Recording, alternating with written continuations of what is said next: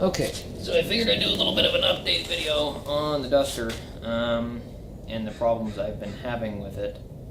As you may see over there, we've got the sort of clean engine block, which is apparently painted blue, who knew. This, I believe, is the two-barrel manifold, which I won't be using because I'm dumb. Because I am sticking with the slant 6.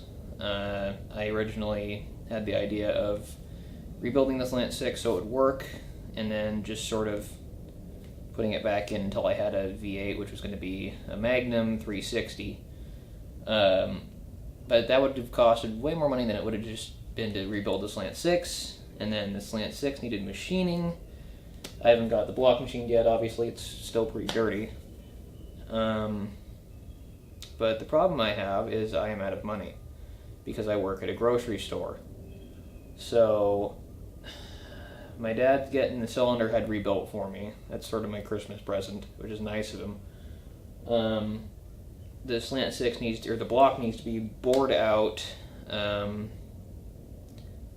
bunch of other stuff as well, I forget at the moment. The crank probably needs to be polished a bit, because what killed the motor, if I can, yeah, here we go. This crappy old oil pump probably isn't in frame, but you can barely turn the gear with your hands. It's just totally wrecked on the inside. So that might have been why it was only knocking a little bit when I got the car, which is unfortunate because it means I killed it, because I'm so smart. So it'll probably take me, I don't know, 7-8 months just to get the engine back in the car. Which really sucks because I wanted to have it in by winter, which obviously hasn't happened. But when I'm done with it, it should be making around 300 horsepower from what I'm looking at right now, and looking around on the Slant 6 forum and asking questions. So it'll be a good engine when it's done, but it won't be done for a while because it's going to cost like $3,000 just to rebuild it. And I'm poor, so get up. One thing I have done, turn the camera over here, there we go, is I put a car cover on it, so at least it'll hopefully stop the majority of the water that was getting into it. I had to go down or I had to go over and wipe it down on the inside with a towel because it was so wet on the inside. I'm hoping none of that got to the floor pan, because those are new floors in there and new carpets, so that would really suck ass if I had to replace those too. Let's see if I can bring it over here. It's kind of dark in here. Yeah, so that's the block. As you can see, it is very much cleaner. That is the side that I believe was in the last video, where it was just totally black, so it is a lot better now. I can't reuse the exhaust manifold because I did snap off one of the studs, and I can't get it out. It's very much rusted in there, and it does not want to come out.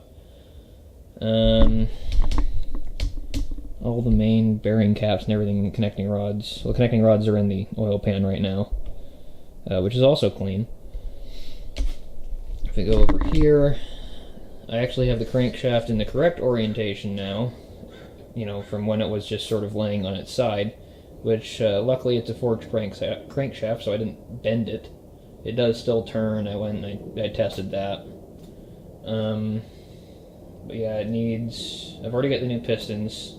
I've got the pistons, I've got the wrist pins pressed out of the old pistons, and so it's got those. Apparently the crankshaft has been turned to 10 under on every single bearing, or every single journal rather, so I got the wrong bearings, but that's not too big of a deal.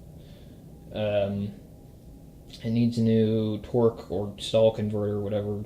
I don't know what the difference is between the two, but there you go. Hopefully the transmission will hold up. If not, it's not really difficult to get a 904, so that's whatever. It's getting an Offenhauser 4-barrel intake. I haven't decided which 4-barrel carb I'm going to use yet. Have to ask around, see what's good on it. The small tubular headers from Aussie Speed. And like I said, it's probably going to cost like $1,200 just to machine the block to where I want it, because it's getting bored 60 over as well. So it's going to take a while. I'm not exactly optimistic. I haven't been for the last few months. Because I thought I could just take the thing out of the car, replace the bearings, and throw it back in. No, it was wrecked. So that's it. That's all I wanted to say. Hopefully I get it running by next December. Who knows at this point. Anyway, have a good day.